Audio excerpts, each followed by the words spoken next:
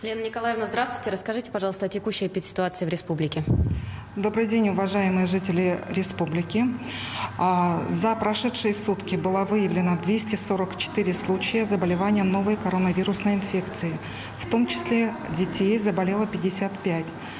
Из взрослых людей, из 189 взрослых людей непривитых, к сожалению, было 96,3%, то есть 182 человека.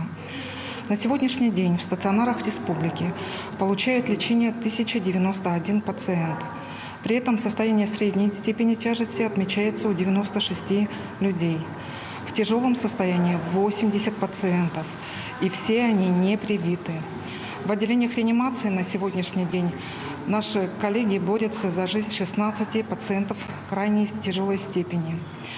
Наиболее напряженная ситуация на территории республики по заболеваемости коронавирусной инфекцией отмечается в Мирнинском районе.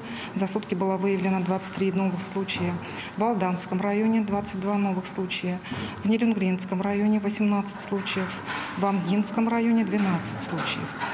Что касается прививочной кампании, прививочная кампания идет полным ходом.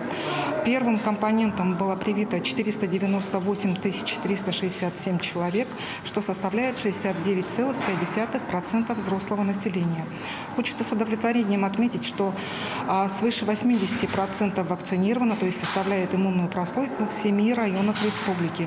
Это Абыйский район, Алаиховский район, Верхнеколымский район, Жиганский, Мумский, Нижнеколымский и Среднеколымский районы. К сожалению, меньше 60% взрослого населения провакцинировано в Горном районе, Намском и в Чурапчинских районах. Уважаемые жители республики, мы призываем вас беречь себя и свое здоровье. Спасибо. Спасибо.